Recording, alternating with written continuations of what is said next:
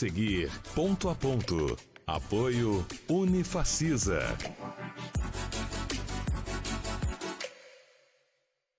Alô, amigos, um abraço a todos. Como será que vai terminar esse atrito entre o presidente brasileiro, Lula da Silva, e os poderosos Donald Trump e Elon Musk lá dos Estados Unidos? É bom lembrar também que o ministro da Suprema Corte brasileira, Alexandre de Moraes, é outro que está na arena dos embates.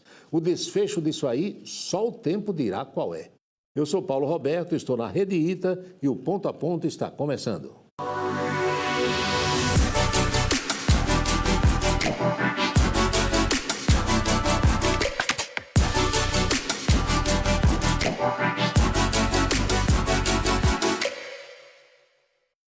Diante da insistência de colegas de imprensa que tentam arrancar de todas as formas uma resposta do governador paraibano João Azevedo sobre as composições políticas para 2026, o governador tem dito que decisão só no ano que vem, só no ano eleitoral. Pediu até para que o pessoal virasse o disco, perguntasse outras coisas para ele, uma vez que essa pergunta está muito repetitiva. Pois bem, vamos aguardar que, no momento certo, como disse o governador, saia essa decisão. E essa semana, a entrevista do nosso programa é com o médico proctologista Dr. Evaldo Dantas da Nóbrega. Dr. Evaldo é também o presidente da Associação Médica de Campina Grande e veio ao programa conversar conosco sobre temas ligados à saúde e à medicina. Dr. Evaldo, que bom recebê-lo aqui no programa. Tudo bem? Saudações médicas da sociedade, saudações familiares. Eu gostaria de externar toda a minha satisfação e honra em poder, se me der essa oportunidade de aqui estar mais uma vez, que eu me sinto em casa aqui, para falar sobre os assuntos pertinentes à área da medicina. A doutora Ued, sua esposa, está bem? Está bem, ele mandou um abraço. Eu gostaria também de aproveitar e dizer que eu cumprimento todos os médicos através desse programa Ponto a Ponto, da TV Ita, de grande audiência, tem muitos espectadores, e cumprimentar os telespectadores. Em nome do Dr. Dalto, cumprimentar toda a equipe da TV Ita. Seu velho amigo. Meu amigo de muitas datas e meu colega médico. Pois é. Pois bem, doutora Uédia é oftalmologista, o seu filho é também proctologista? Meu filho é cirurgião geral e ele é cirurgião bariátrico, ele faz cirurgia laparoscópica, inclusive lá no HELP. Também, ele atua no HELP. Está trabalhando também no HELP Hospital. No HELP lá do Dr. Dalto. Pois é. Doutor Evaldo, quando é que a pessoa deve procurar um proctologista? O proctologista, Paulo, é o médico que tem por especialidade o diagnóstico e o tratamento das doenças do aparelho digestivo mais distal, intestino grosso, o reto e o ânus.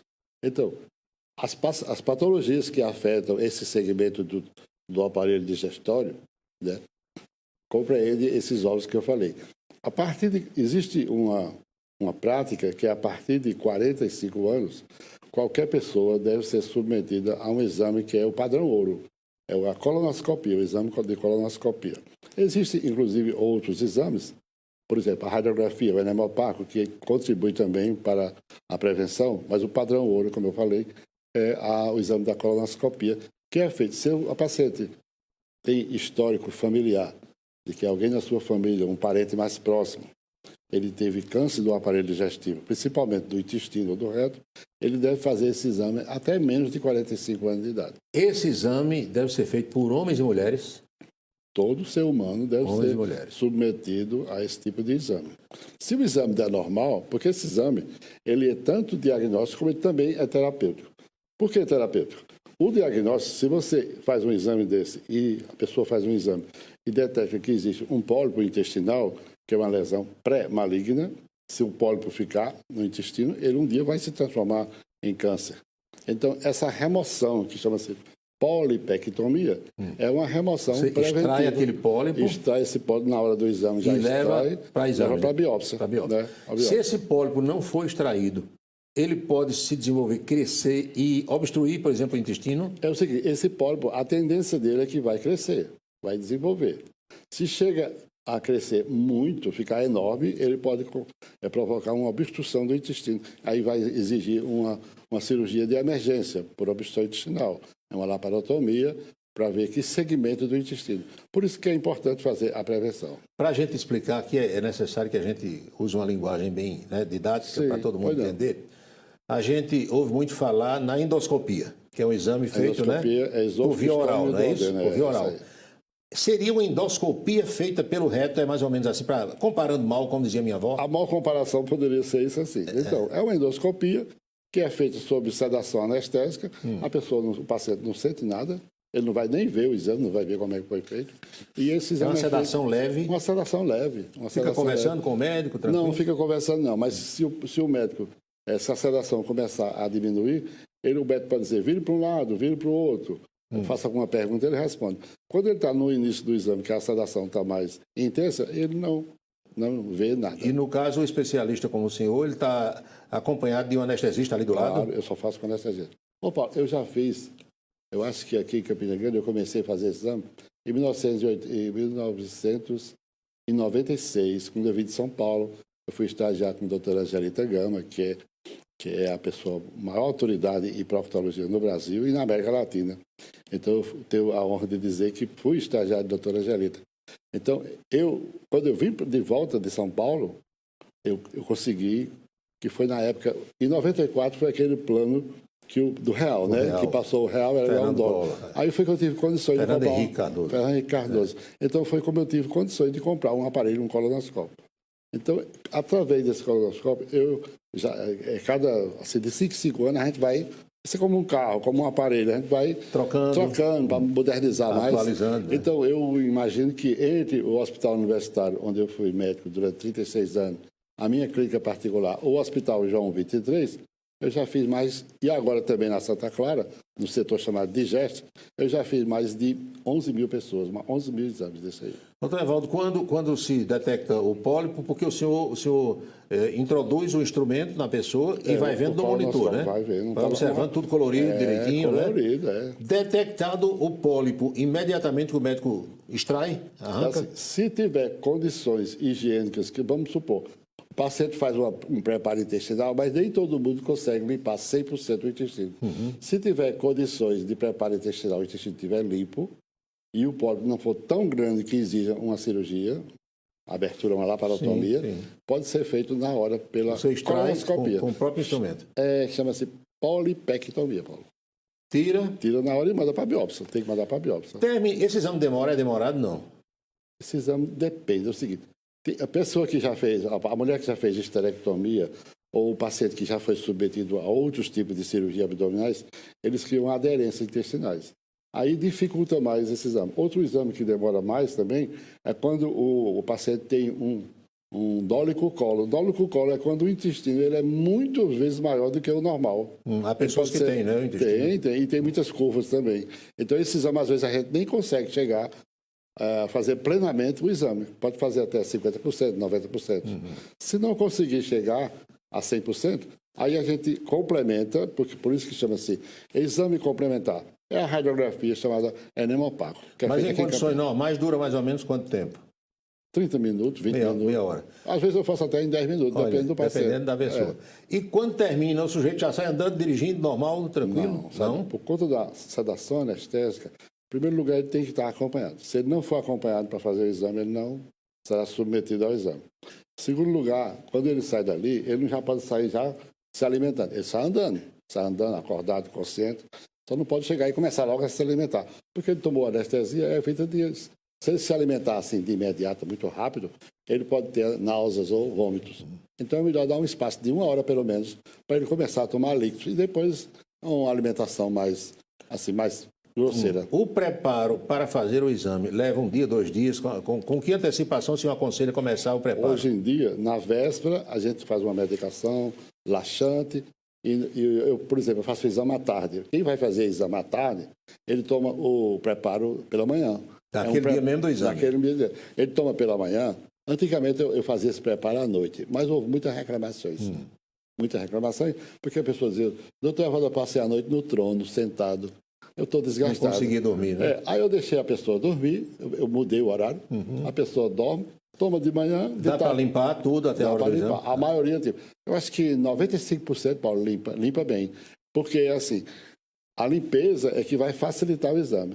Já aconteceu de você fazer um exame desse e não tem condição, ter resíduos fecais, muitos atrapalhar, né? Atrapalham, os resíduos fecais atrapalham o exame, aí é suspenso e manda refazer o preparo. Vai ser pior. Outra coisa, a pessoa sente dor mesmo com essa sedação leve ou é indolor? Não sente não. Eu nunca fiz exame para ninguém sentir dor, porque eu trabalho com anestesista.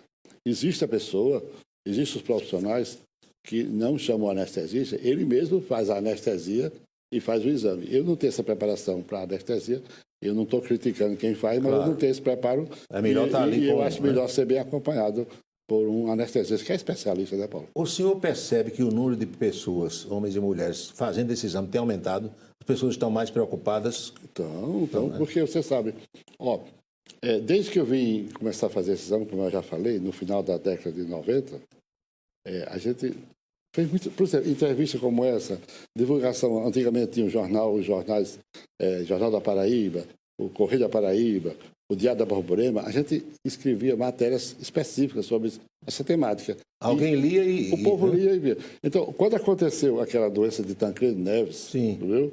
Aí começou a despertar muito no Brasil a pessoa se prevenir, fazer exame preventivo para o câncer intestinal. Então, aquela doença diverticulite que ele teve, essa é uma doença muito frequente. Hoje em dia, a gente percebe que tem mais gente sendo diagnosticada com diverticulite do que antigamente, porque ninguém se falava nessa doença. Por causa dos exames, não é verdade? Por causa dos exames também. Inclusive, para diverticulite, um exame muito importante é a tomografia computadorizada. Sim. Os planos de saúde cobrem a colonoscopia? Cobrem. Tanto a colonoscopia como a colonoscopia e a tomografia computadorizada também. E quem vai fazer particular, claro que a gente não vai falar aqui em valores, mas o custo é alto ou é um custo que dá para qualquer pessoa fazer? Olha, o valor é o seguinte, a vida não tem preço. Então, o valor é um valor que é possível as pessoas fazer. Mas as pessoas que não podem pagar, não têm condição financeira, é muito fácil.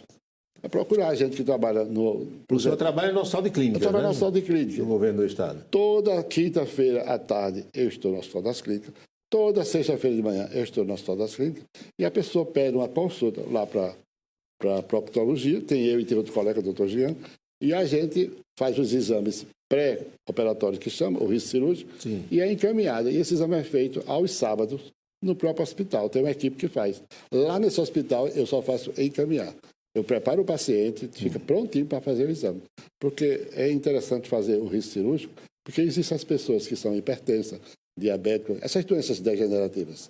E existem também pessoas de muita idade. E a sedação, até mesmo sendo leve, ela pode causar algum problema, né? Se a pessoa não... Toda pessoa que é submetida a uma anestesia, Paulo, ele está correndo algum risco, né? Um anafilático, não é problema. Qualquer problema dessa natureza. Até né? um contraste que se toma com o exame. Até um contraste. Né? Tem gente que toma um contraste e morre, né? É verdade, acontece. Pois é. Então, o risco... A medicina...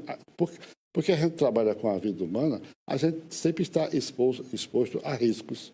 Claro. Né? Tanto risco para o médico, como para o paciente também. E nenhum médico quer que ocorra nada de ruim com o seu paciente. Né? É natural que o médico não quer. Aquilo acontece e ele fazendo um exame num lugar que tem preparação, a técnica, que tem a estrutura toda formada, montada, então é melhor para o paciente e é melhor para o médico, é mais segurança. Eu conto sempre aqui, há algum tempo eu fui com meu filho para fazer um exame de São Paulo. Sim. E lá no hospital da Beneficência Portuguesa, quando ele tomou o contraste para fazer o exame, começou a ficar todo avermelhado. Na hora, uma reação. Né? Anafilática. Os médicos correram lá e aplicaram uma outra coisa. Ainda bem que ele estava dentro do hospital. Exatamente. Dentro do hospital. Podia ter morrido, né? Há pessoas que são picadas por uma abelha e morrem. Né? Já aconteceu. Uma pessoa, pouco tempo foi, uma pessoa disse que, conversando na entrevista com um paciente, ele disse assim, meu pai, foi aqui no meu consultório mesmo, o meu pai foi picado aqui, eu moro ali perto do Juazeirinho, por ali, foi picado por 2 abelhas e o homem morreu. O paciente morreu. É verdade. Pois bem, nós estamos conversando hoje com o doutor Evaldo Dantas da Nóbrega, médico proctologista. Ele é o presidente da Associação Médica de Campina Grande. Gentilmente veio conversar conosco no Ponto a Ponto. A gente faz uma pequena pausa, temos mensagens importantes para você e voltamos já já.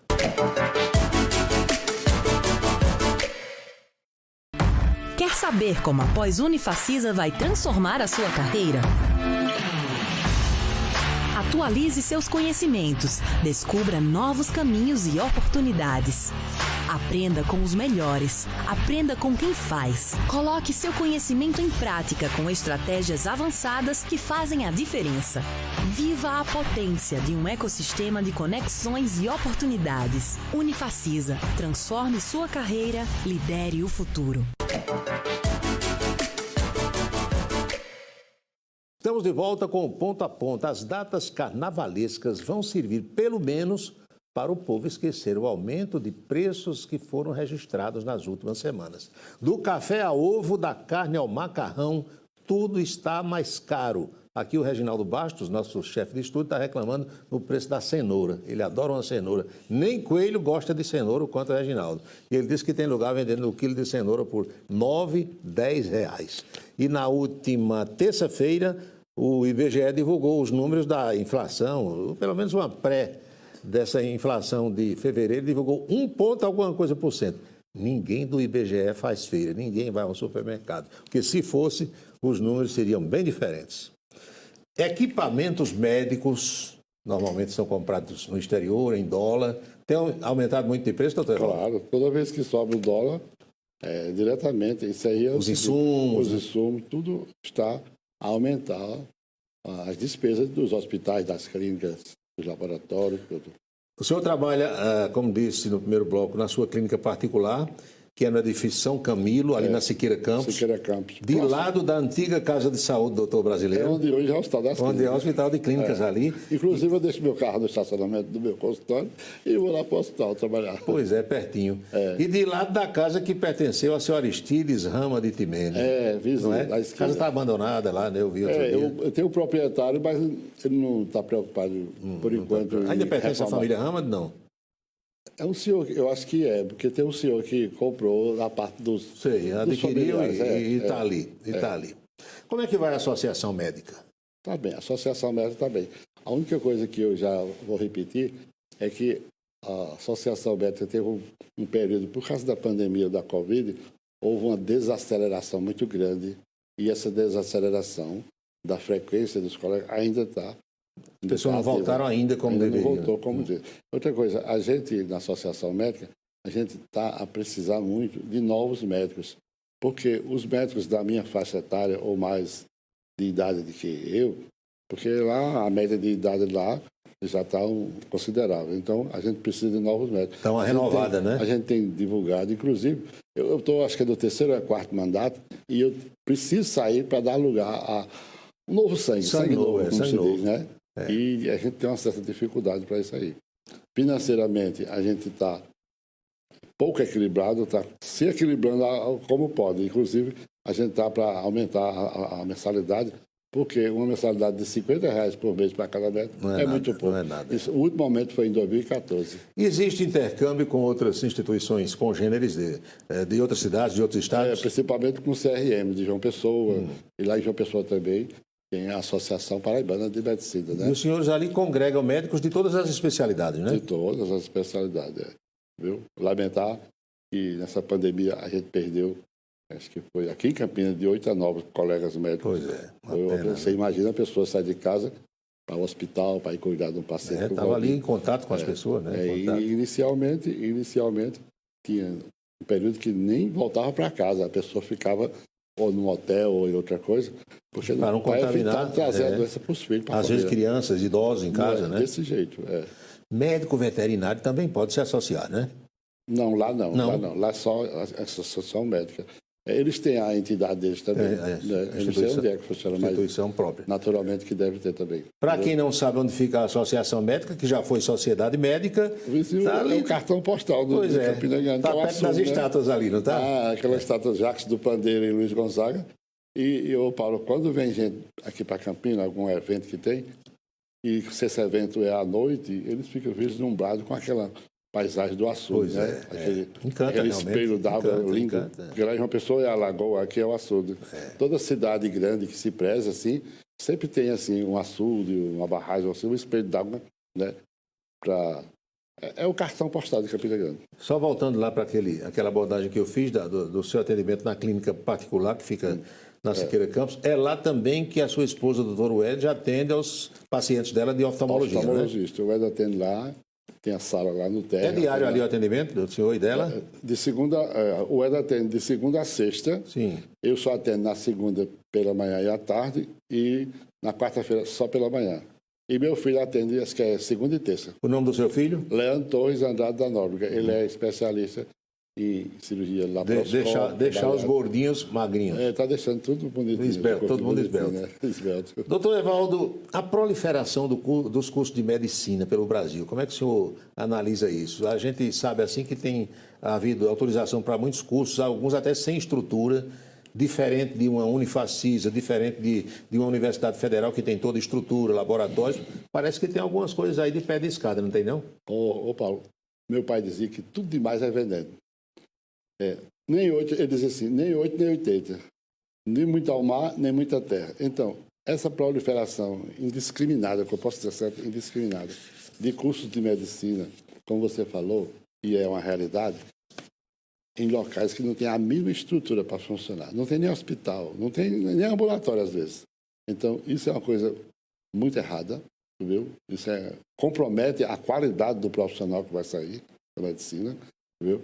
Então, você vê que a quantidade de médicos que está saindo anualmente no Brasil por conta dessas faculdades que não têm as condições estruturais de formar o médico, está comprometendo muito a saúde da medicina. É um absurdo isso. Quando o senhor começou a atuar como médico, parece que o profissional da medicina, ele descobria muito mais as coisas pela experiência que ele tinha na convivência nos hospitais. Hoje o médico depende muito mais de máquinas, de equipamentos, da tal da inteligência artificial, doutor Evaldo. Paulo, tinha um professor meu, que você deve ter conhecido ele, foi deputado também, estadual, o professor Zé Roberto de Almeida. Sim. Ele dizia o seguinte, olha, ninguém está contra a novos avanços. Ele dizia até assim, a dor ensina a gemer. Então, o médico se virava como podia. Ele tinha que dar um jeito de dar o diagnóstico e fazer o tratamento. Eu não sou contra essa tecnologia. Eu acho que é muito importante, ajuda muito, importante, né? É salutar a tecnologia nova, computadores, tudo que vier para benefício de melhorar a medicina, eu acho que é válido. Agora também você não pode se distanciar a tal ponto de você não se aproximar do paciente.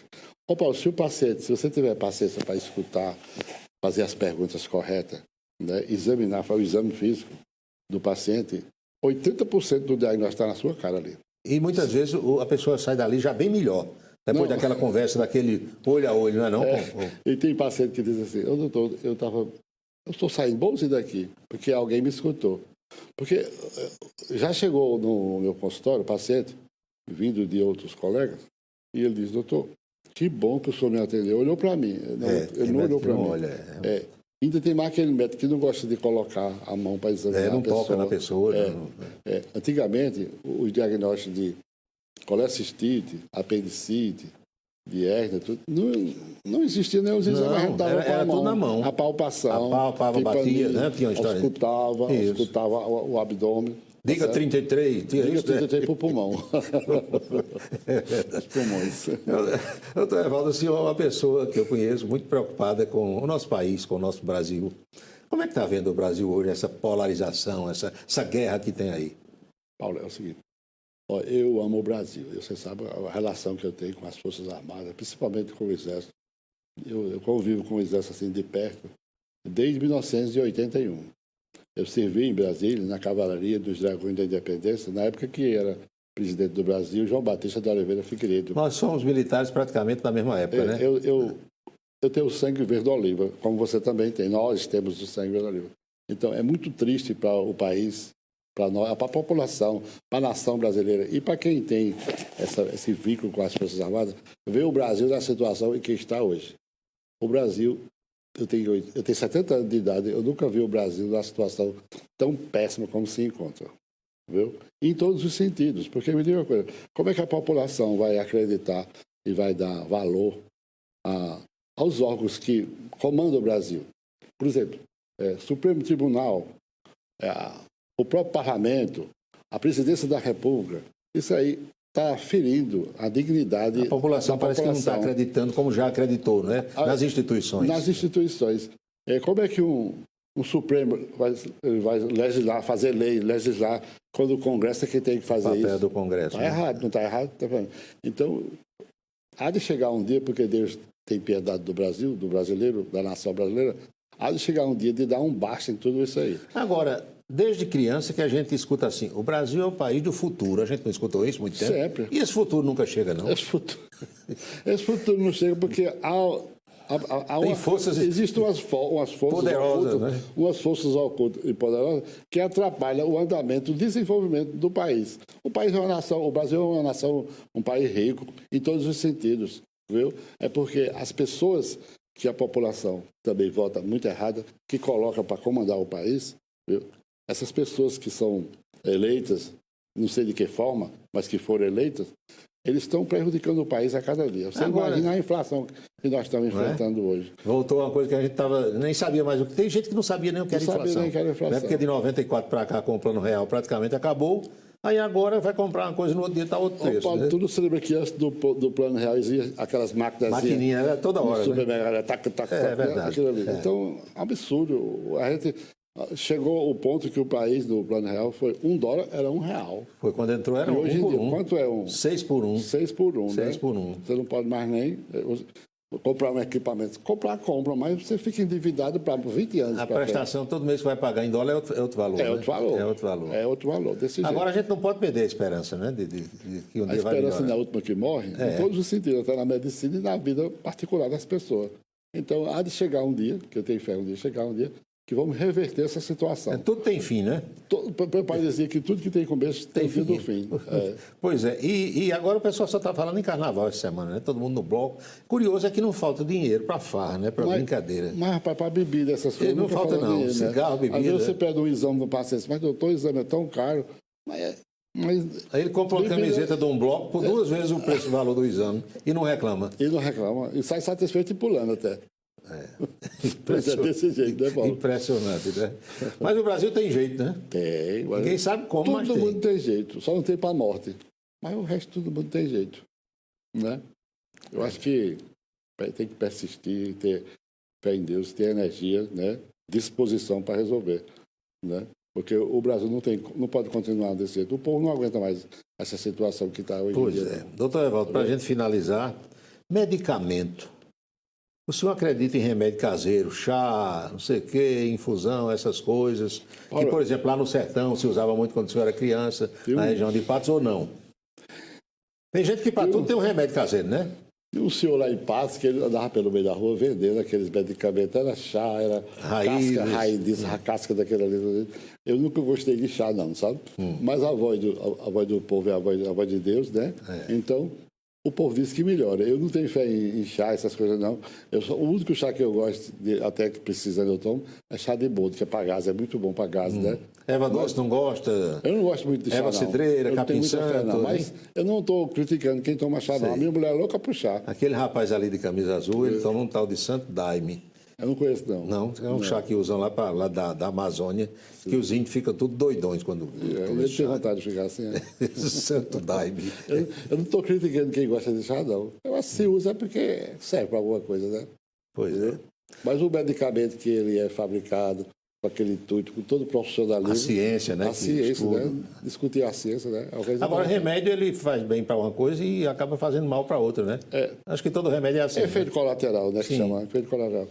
E também depende da dose. Diz que tudo em dose alta demais... Até água faz mal, até água mata, Se né? você tomar água demais, morre. Morre, Né? é verdade. Então, tudo demais é veneno. Porque se toma remédio de coração, aí faz mal pro rim. Aí toma agora um pro rim, aí vai fazer mal. Ô, Paulo, aqueles remédios anti-inflamatórios que a pessoa toma para articulação, Sim. coluna, essas coisas, né? Se tomar muito ou de forma errada, vai atingir o quê? O rins. Aí paralisa os rins. Para a dor, mas o rim não vai funcionar, né? Me diga uma coisa, Paulo, você tem notícia do Papa? Como é que ele está? O Papa está ruim, a situação Tá do ruim, Papa tá? é ruim. Pois é, doutor Evaldo, muito obrigado. Vamos orar pelo Papa, né? Vamos rezar pelo Papa, né? A minha mulher é muito católica, ela já está rezando faz dias já. Pois é. Obrigado por ter vindo ao programa, é sempre bom encontrá-lo. Rapaz, eu que agradeço. E essa como diz o doutor oportunidade. Dalto Gadeira, Sim. a gente se encontra sempre nas trincheiras, né? Nas Por aí. trincheiras. Nas trincheiras. E é bom assim mesmo, né?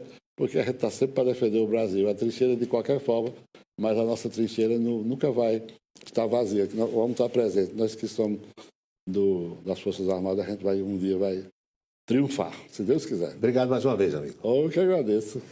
E a você de casa, o nosso melhor agradecimento. Ficamos felizes com a sua audiência. Tenha calma, muita calma nesse período de carnaval, porque quem se excede na quarta-feira de cinzas pode nem estar mais aqui entre nós.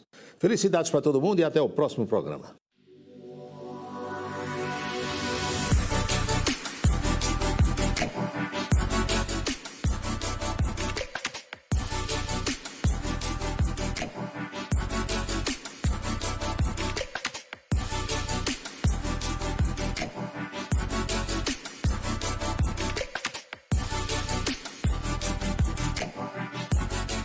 Ponto a ponto. Apoio Unifacisa.